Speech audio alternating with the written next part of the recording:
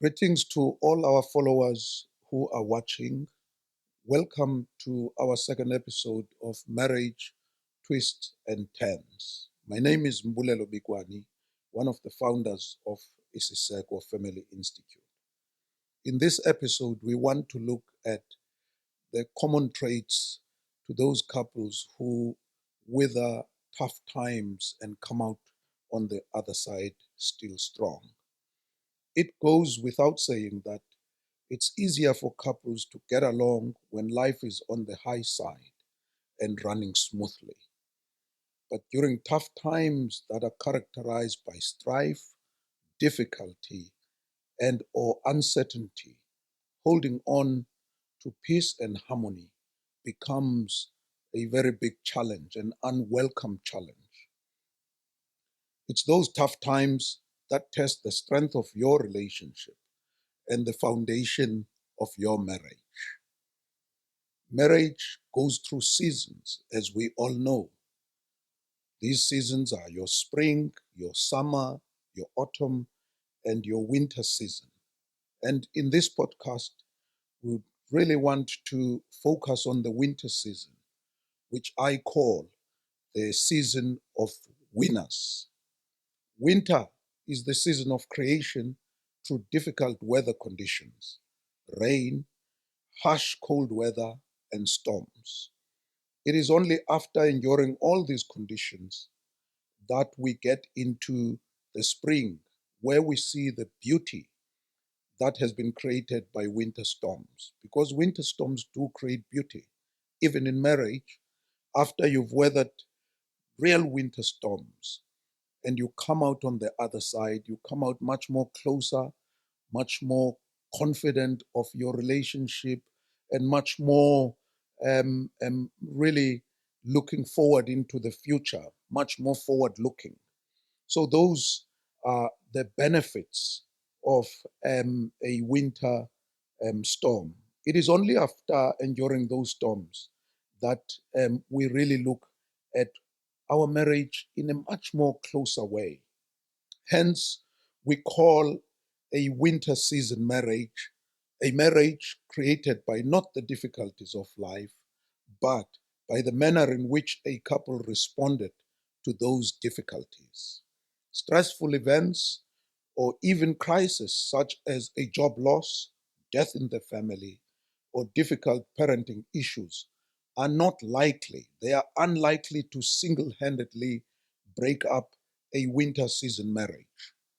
The glue binding couples, even in times of strife, in fact, is not things that are mysterious.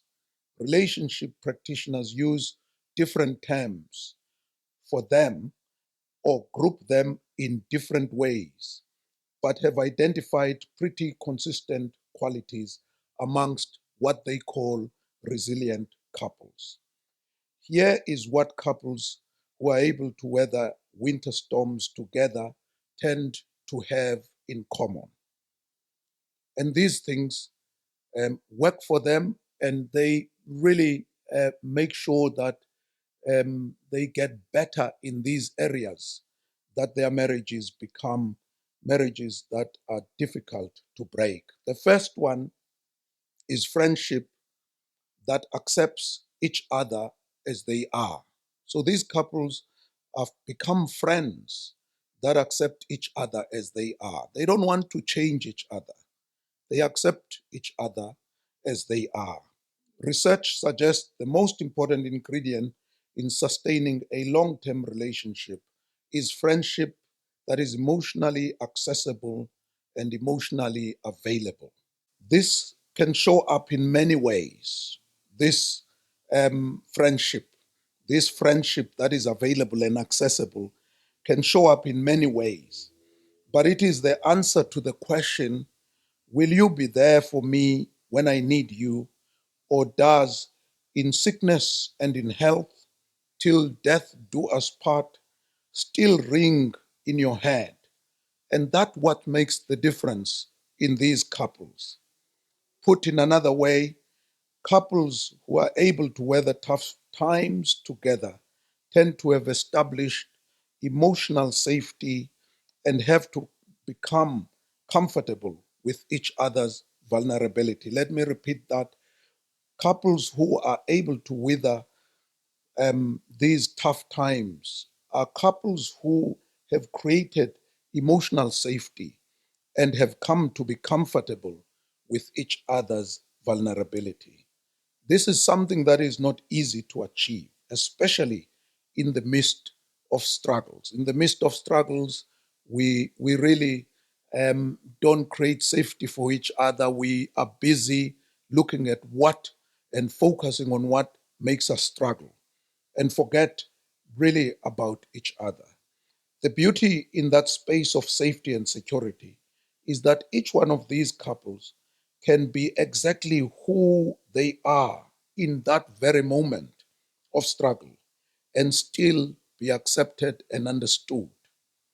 So, the beauty of this safety, um, really safety in space, is that each couple is allowed by how the other one receives and understands, is allowed to be who they are.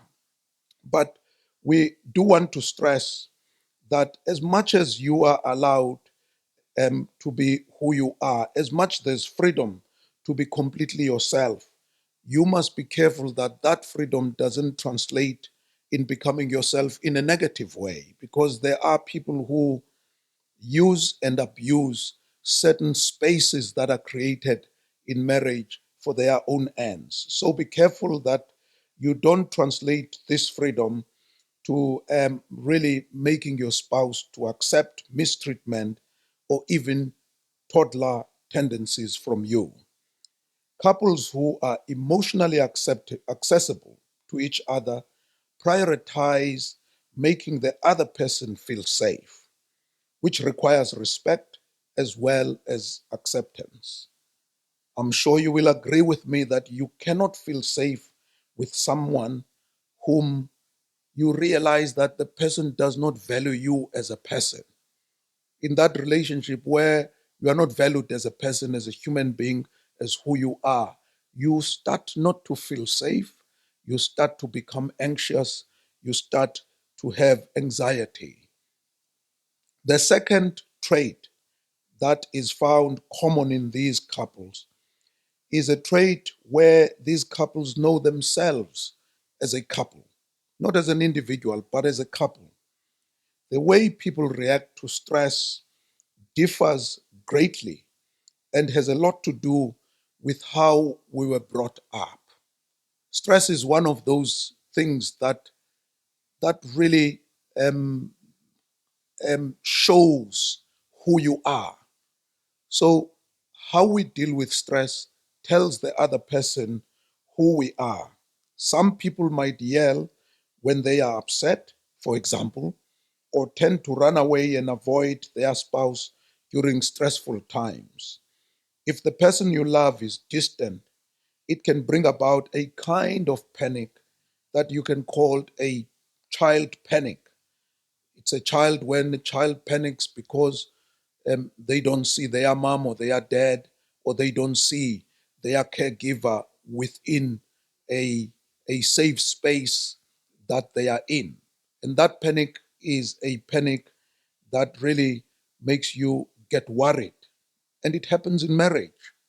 I'm sure you'll agree with me that when you don't know what is the problem, but you can see that your spouse has an issue and you don't know what that issue is, you do become concerned.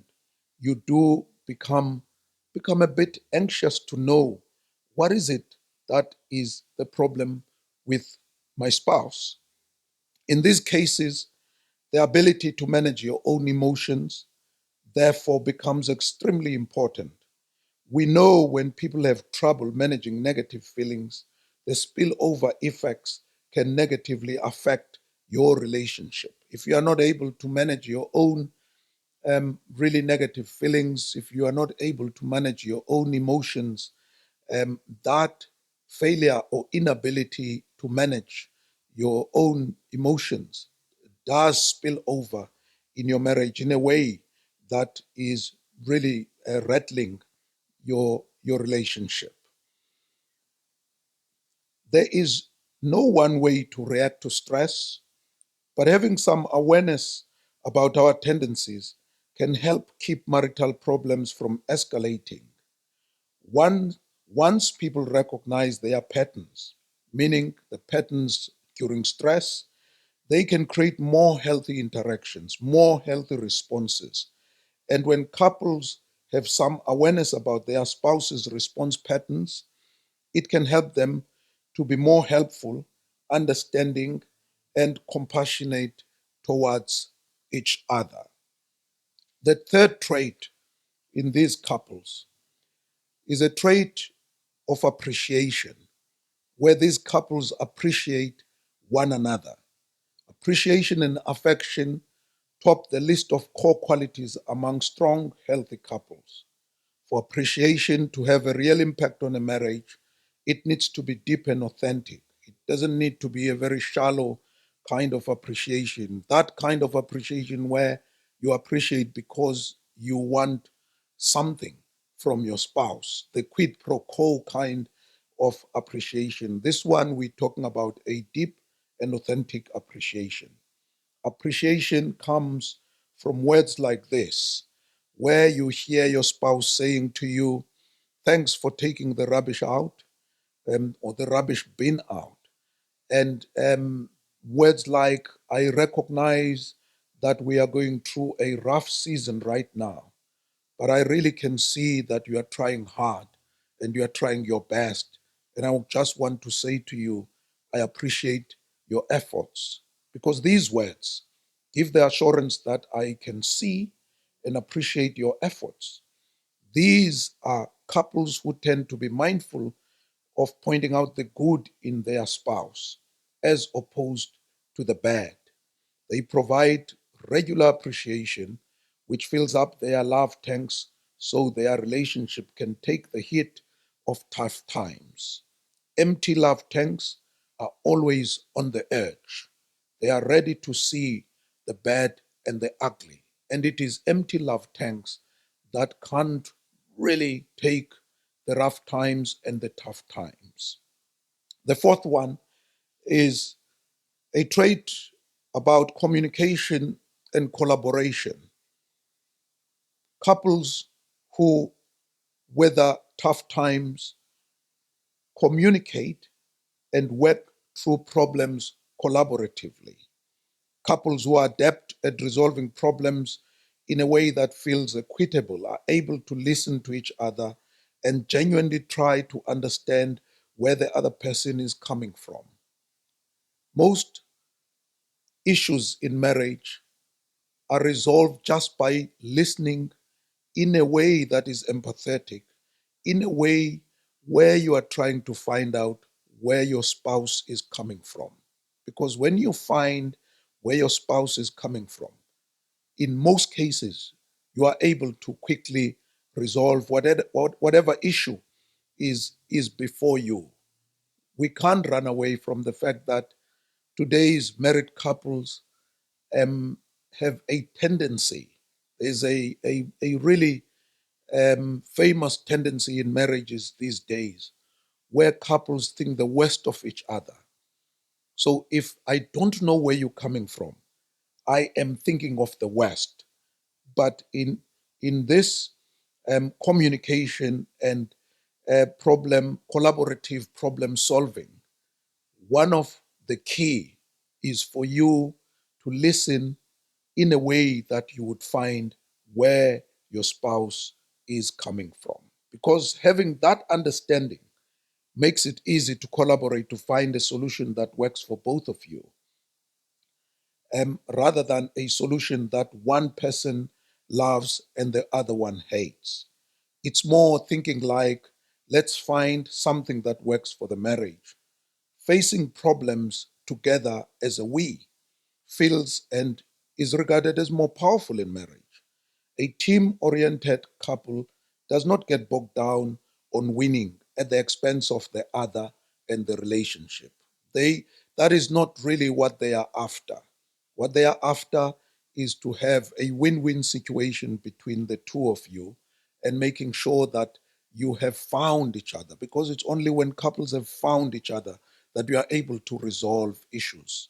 Most of the time, we just miss each other and we don't know how we miss each other. You will hear your wife speaking to you and you respond, and your wife is not sure whether you are responding to what she said. Same with you as a husband.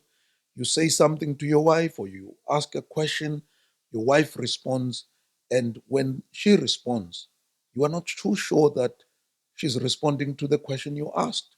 That's how much we miss each other in our marriages, and that impacts on how we resolve our problems. The fifth one is a trait where these couples are committed to the relationship to an extent that they put each other first. They are committed to the relationship and put each other first.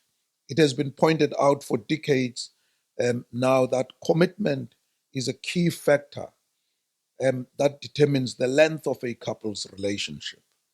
Understandably, feeling secure that your relationship will not fall apart at the first sign of conflict takes away some of the anxiety that you would otherwise have. You may feel when tough time comes that you are not strong enough. It's because you really didn't allow the space in your relationship to deal with these tough times and to make sure that you find your own way of dealing with conflict.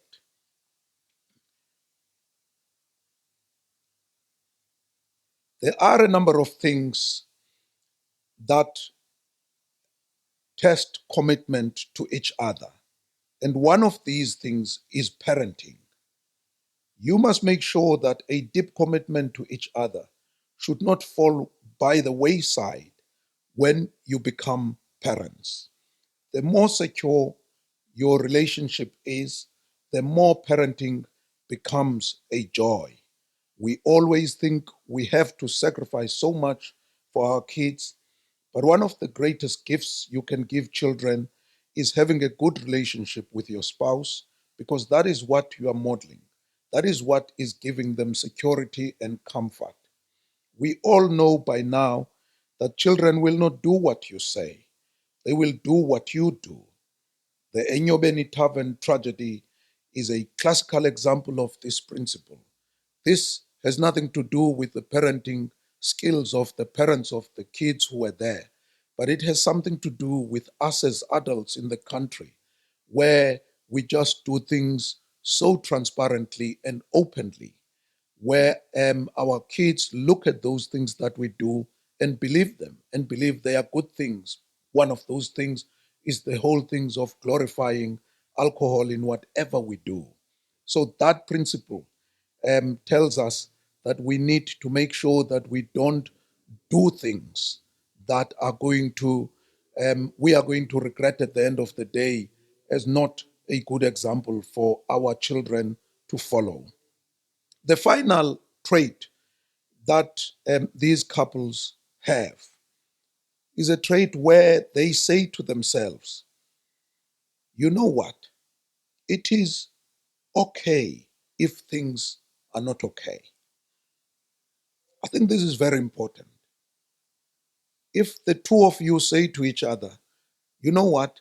It is okay if things are not okay. We're not really going to panic as a result of that. We are going to be okay that we're not okay during this season.